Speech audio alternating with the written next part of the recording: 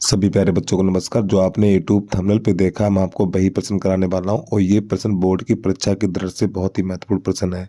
तो इसको कैसे हल करते हैं देखिएगा।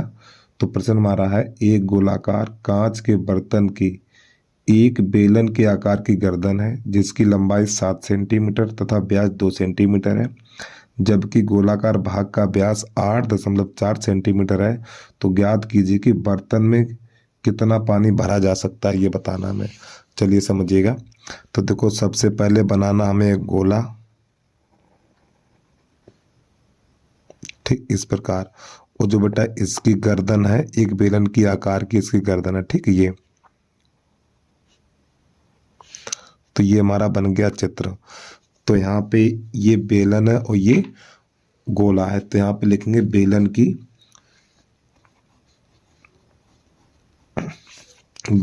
ऊंचाई, ठीक है। बेलन की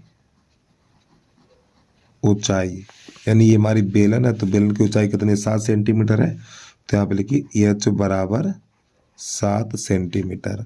अब बेलन का व्यास कितना है, तो इसका 2r बराबर है 2 सेंटीमीटर। तो 2 एकन 2 2 एकन 2, तो r बराबर 1 सेंटीमीटर निकलेगा। अब यहाँ पे लिखेंगे गोले का व्यास,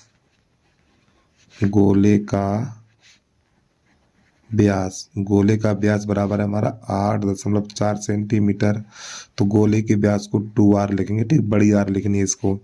तो 8.4, 2 एकन 2, 2 चौकू 8, 2 दूनी 4।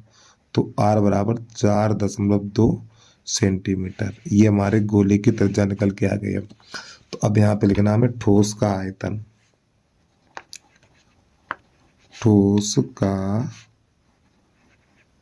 आयतन बराबर, इस ठोस में क्या क्या शामिल है, गोला और शंकु है। तो यहाँ पे लिख लो पहले बेलन का, सॉरी गोला और बेलन है। तो यहाँ पे लिखेंगे हम बेलन का आयतन प्लस गोले का आयतन, गोले का आयतन, ठीक है।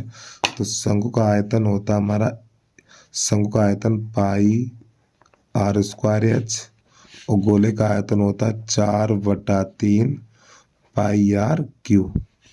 इस प्रकार अब इसमें मान लगा दीजिए। पाई का मान नहीं लगाना है, पाई और r का मान कितना है, ये हमारी r कौन सी है, बेलन की त्रिज्या है, तो इसका मान 1 है। तो घात 1 पे कितनी भी लगा दो उसका मान 1 ही रहेगा, और h का मान 7 है, प्लस 4/3, यहाँ पर भी पाई लिख लो।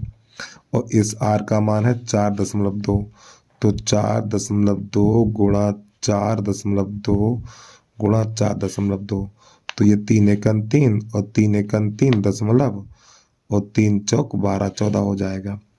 तो ये तो बनेगा हमारा 7 पाई प्लस, अब यहाँ पे 4 का और 1.4 और 4.2 4.2 यानी 1 2 3 4, इन चारों संख्याओं का गुणा करेंगे। तो इन चारों संख्या गुणा करेंगे तो हमारा निकल के आएगा 98.784, और ये पाई जिंदाबाद हमारी, ठीक है।